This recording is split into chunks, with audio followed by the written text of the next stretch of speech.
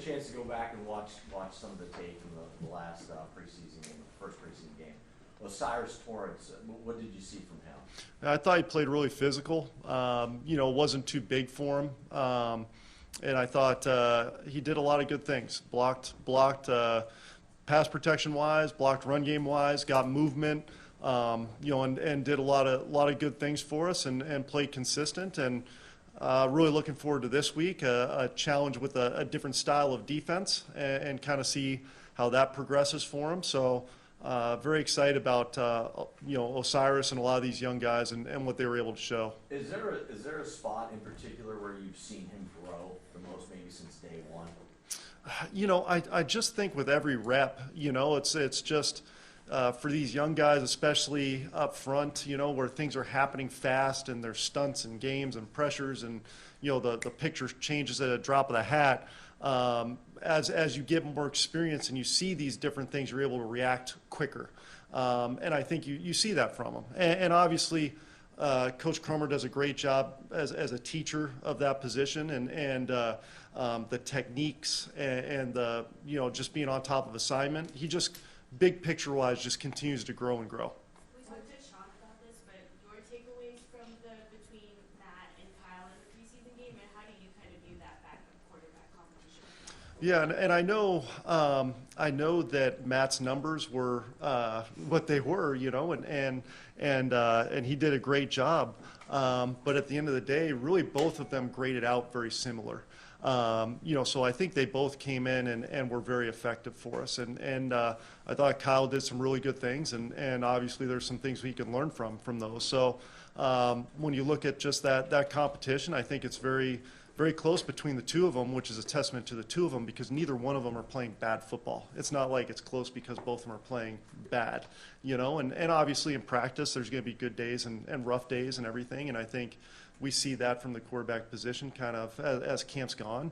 But at the same time, I think both of them are doing a very good job. When you're figuring out how that, who will win that job, Mm-hmm. what are you looking for? Like, what do you want to see from one of them? Is it in a game? Is it at practice? Like, what specifically do you need to, kind of be, okay, he earned that job? I think the biggest thing is just consistency through decision making, and that's huge because the talent's there. Otherwise, I don't think they'd be in this position, obviously. So just consistency in decision making, and then being accurate with the football.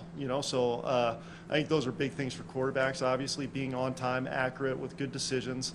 And we preach, if you guys make good decisions, everything else takes care of itself because we feel like it's a good group around them. Ken, how do you juggle with? Josh said yesterday that he's calling plays not the 6 of 6 in that game, but 8 of 9 when you were calling them. What happened on that? No, I think Josh's input and everything is something that we always welcome, and we want him to be more and more involved in what we do here. And he's at the point of his career where his input is valuable, because of his experiences and what he sees on the field. Because it's funny when you sit there and look at tape and you see that side angle, it's a very different point of view and vantage point than when you're sitting back there behind the line or the behind angle. That safety might look a little tighter, and then whereas that side angle he looks deep. So it's a very different perspective. So having that is huge from him. That input and that willingness to say, hey, I love this, I don't like this. Perfect. You're the one running these things. So, we value his input, whether it's game day or practice or prep or anything. So, I think it was fun to kind of see him and just kind of see what he likes and see those different things that he feels like are effective for us. Ken, how do you balance understanding Kyle is learning this offense? Yeah. Fresh, Matt's been in the system basically for 4 years plus at this point.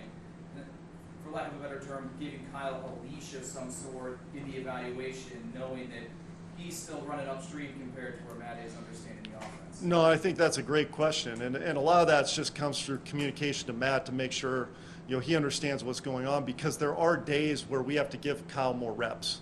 and at times Matt reps tick down a little bit. So there were days where we had to do that just to kind of see Kyle in some of these different situations that Bark's been exposed to within the offense in the past. At the same time, you want to make sure when it's a competition between two guys that, you're giving both guys an opportunity. But, there is a little bit of a juggling act there in terms of making sure, we're seeing exactly what Kyle can do because he is new to us. At the same time, giving both guys a equal opportunity. And you talk, Was there any indication that Brandon Shaw was going to retire, and how has that impacted depth at O-line? Yeah, no. Obviously, that was something that it's a hard position to play if your heart's not into it. So playing this game personally, like I completely understand and respect that decision because it's a taxing game to play, especially up front with the pounding you take if you're just not fully all go into it. So respect the decision, and then now as an offense, we just got to be able to adjust. And just like in the course of the season, when guys get nicked or stuff happens, guys have to be able to step up, and it creates opportunities for other players. And it's still going to be a really good competition between those guys for those spots in terms of the tackle position. Ken, What have you seen from some of those depth guys like Quesenberry, Vandermark, Garage, and Doyle? Yeah, no, I think obviously they've been doing some good things, and it's one of those things where Tommy's coming back from injury and really kind of progressing, and just showing his toughness and his athletic ability and the different things that we saw in him when we drafted him. And Quist, just in terms of his veteran experience, he just really kind of shows up and just kind of understanding things, out there, and just able to react because he's seen a lot. And Vandy's really growing in the system and really kind of showing his athletic ability and his ability to kind of play outside there and hold up. And that's why we kind of wanted to get some of those guys in there early to see them against some of those frontline guys last week, and we'll continue to push them and try to put them in situations where they're playing against some really good competition and see how they react. Ken, you mentioned competition. There are times we see where the defense maybe gets a little physical with the offense, maybe things that could get called in a game. Is there a benefit to your guys now when that's going on and how they deal with it in terms of still getting their work done? No doubt. I think on offense, we really try to preach playing fast, physical, and disciplined football. And when things get like that in practice, there's no question, just as competitors that our guys are, that it's going to be fast and physical. We'll react in a fast and physical manner. But at the same time, the first thing to go when things happen like that is your discipline and your attention to detail. So you invite, in training camp, it's a natural thing. It's like you're practicing against the same guys, and and things will get like that at times. But not losing your discipline in the course of those situations is really what creates great offense at the end of the day. And I think that's something that we continue to preach. And I think for the most part, our guys have done a good job of is responding to that in the manner that they need to. The back end of the receiver, I'll call it back end, sorry. It seems like there's a lot of spots for the depth receiver position. That group, I would think you'd be pretty pleased with what you saw on Saturday, and how tight are they making it for you? Well, I'll say this. I think one of the biggest things we try to do is stress them from a game playing standpoint a little bit and see what they can and can't handle. And we had very few mentals on those guys. And I think that was the really encouraging thing for me, is they came out and really kind of understood what we were trying to get done and put themselves in the right position to make plays. Because the first thing is you got to know what to do so the quarterback trusts that you're going to be there when you're supposed to be there. So I thought that was kind of really one of the more encouraging things than anything, because I think all those guys have talent. We've got a good group of receivers, from top to bottom, that have different traits, whether it's size, speed, quickness, whatever those things are. But it's a hard position within the offense to learn, because we've tried to move those guys around a lot. Obviously, just NFL volume in general. So the lack of mental mistakes was extremely encouraging from that group, and this week will be another good test of that, and just see if that continues, and especially when games are tight and the pressure's on and all those different scenarios, that, hey, can we operate in those scenarios with a clear mind and making sure we're doing the right things? Now, when you say like they all different traits, coach, like how much do you have to think about, well, maybe we need a guy with a little more size, maybe we need a guy, like you also want to be respectful of the process of who actually earned it, but do you have to think about what you need or what you don't need as far as the traits on the roster? Right, I think there is some of that. Obviously, there's a special teams element that goes into that as well. But at the same time, the best receivers come in all shapes and sizes. The one common thing that they do is they get open and catch the ball. So those are the guys you look for, guys who know what to do, how to do it, and then they create separation and catch balls and make plays. Among that group is Andy Isabella. What have you seen from him, especially being a guy that literally got in like what, day 1 or 2 of camp? I'll tell you what, I mean, again, just kind of go back to what I was just saying. One of the most impressive things with him is clearly his work ethic and what he does, not only from a physical standpoint, but a mental standpoint, because he's come in and had very few mistakes mentally. He's in the right spots. I think he's gained a lot of trust within the quarterback room and has done a nice job. You know, he's in practices, you know, like one of the first couple days, quarterbacks are making checks and he's on it. He knows what to do, you know. So I think that's been the most impressive thing about him is just the how quickly he's come in and picked things up from a mental standpoint. And obviously the physical traits you kind of see through the plays he's making throughout camp and throughout that preseason game. What did he do to earn that trust of the quarterback room so quickly? It's like John mentioned, he got here very early. No, yeah. Well, I think the biggest thing is just knowing what to do, you know, and it's just in the course of practice when, you know, you get kind of thrown in and mixed in, it's just, you know, hey, if everybody's watching tape and the quarterbacks do too, and it's a natural thing, and if they constantly see him in the right spots and getting open, it just continues to build that trust, you know, and I think we've got a good group as a whole that's doing that, and you know, he kind of has epitomized that thus far with those younger guys. Sean has said that Josh is going to start at some point this preseason. Mm-hmm. More than likely it'll be Saturday, but whenever he does start, what are you looking for Josh to see? Yeah, I think just like anybody on offense, a high level of execution, you know, and come out and again from the quarterback position, just making sure, hey, we're making good decisions, we're efficient, we're you know, making good decisions with the ball, giving our guys opportunities to make plays, you know, putting them on them accurately and operating the offense. So I think those are the biggest things. Obviously, we want to try to get in a rhythm as an offense, whether he's in or anybody else, but obviously, especially when he's in. So that's going to be the big focus, is just making sure, hey, we're operating the offense in an effective way and moving the ball.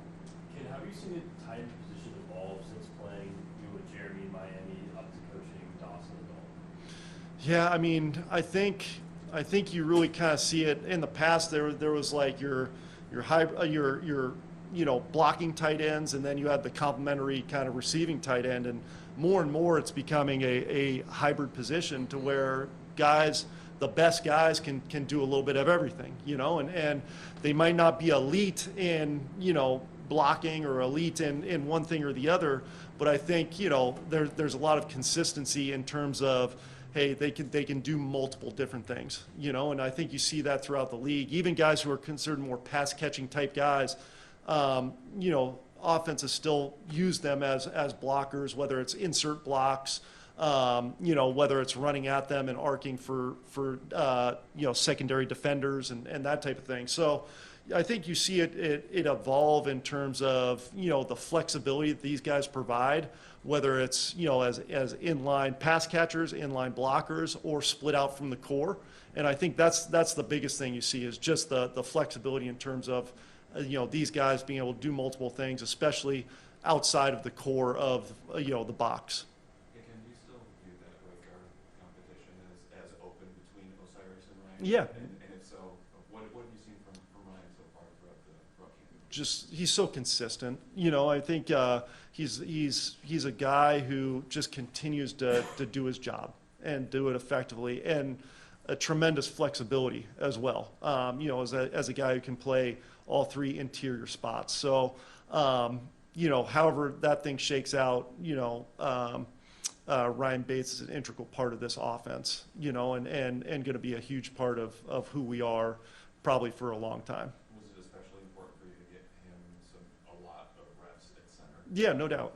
Yeah, because he's getting a lot of reps at guard. So, you know, that flexibility for us is huge. And you know, for us, we want to make sure that guys are training in different spots a lot of times, so that now, hey, something happens, we can move him and we can adjust. And so I think that his flexibility as both as a center and either guard is huge. So you want to make sure he's getting good reps at both.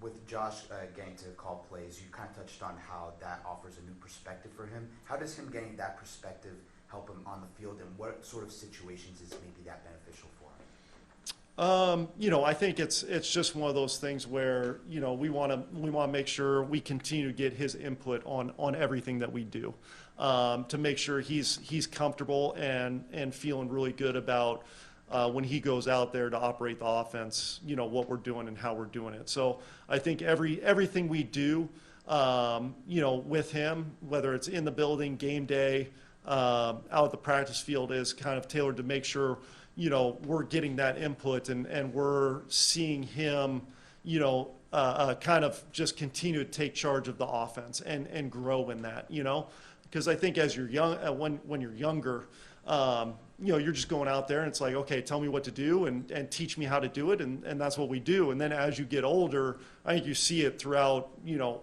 all quarterbacks who have played in this league for a long time, who are extremely good players. They become more and more involved in kind of the intricacies of the offense, of what they like, how they want things done, you know, and because at the end of the day, they're the ones out there doing it in a split second, having to make a decision. So with the picture constantly changing. So anytime we can take advantage of getting his input in any type of situation, we'll continue to do that. What has he shared with you from what he learned from that experience? You know, I think it's just one of those things where, you know, he enjoys all aspects of the game in terms of, you know, the mental side. So, you know, it's like the next step of Madden, you know, it's like, you know, he loves playing Madden, so it's kind of that next step, you know, but, no, but he, I think, really enjoys and is undervalued for the mental side of the game, because everybody sees the physical traits. So I think just that mental piece for him is something that we value a lot, and we want to see continue to grow. Thanks, everybody. All right, thank you guys.